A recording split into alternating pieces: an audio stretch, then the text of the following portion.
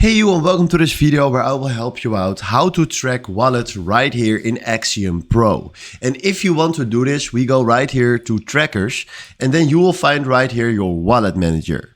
If you want to add a wallet, you can simply go right here to add wallet and then go right here to wallet address where you can paste that wallet address. So paste it right there.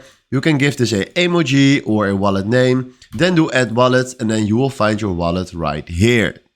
Then if you go right here to live trades, you will find right here all the transactions from that wallet. So if you want to know what trades I took or what I traded exactly, then you can find it right here.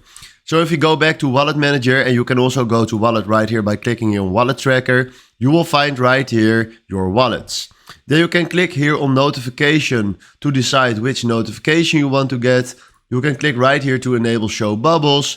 You can click right here on show feed.